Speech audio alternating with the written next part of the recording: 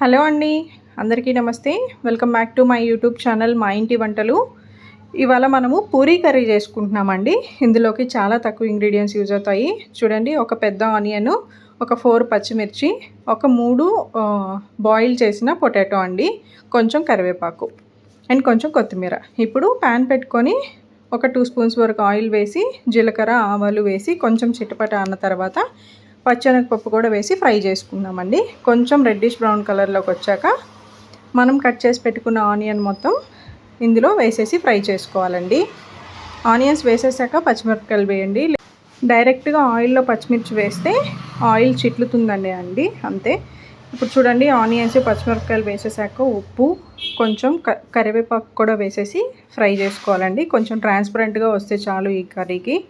ఇప్పుడు చూడండి, నేను ఒక 1.5 స్పూన్ వరకు బేసన్ పౌడర్ తీసుకున్నానంటే అంటే శనగపిండి. కొంచెం వాటర్ వేసి కొంచెం లిక్విడ్గా కలుపుకున్నాను. చూడండి, మన ఆనియన్స్ ఆల్మోస్ట్ ట్రాన్స్పరెంట్గా వచ్చేసాయి. ఇప్పుడు పసుపు వేసి ఒక హాఫ్ సెకండ్ ఫ్రై చేసుకుందామండి. కలుపుకుంటూ ఫ్రై చేసుకోవాలి. ఇప్పుడు కొంచెం వాటర్ వేస్తున్నానండి. ఒక 1.5 గ్లాస్ వరకు వాటర్ వేస్తున్నాను. ఈ వాటర్ కొంచెం బాగా బాయిల్ అవ్వాలండి.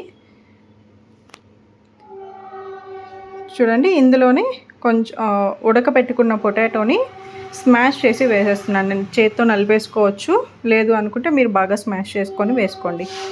నేను అన్నీ ఇలాగా చేత్తో నలిపి వేసేస్తున్నానండి.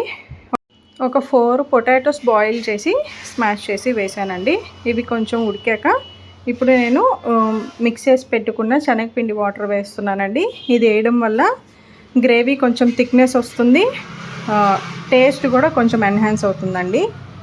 సో ఇది వేసేసాక ఒక 2-3 మినిట్స్ వరకు బాగా ఉడకనిస్తే గ్రేవీ కొంచెం థిక్ అవుతుందండి.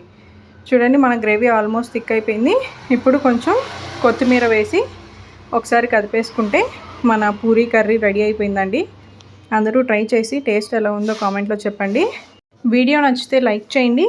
ఇంకేమన్నా రెసిపీస్ కావాలంటే కామెంట్ బాక్స్లో పోస్ట్ చేయండి. వీడియో అప్లోడ్ చేయడానికి ట్రై చేస్తాను. థ్యాంక్స్ ఫర్ వాచింగ్ అండి. Bye bye.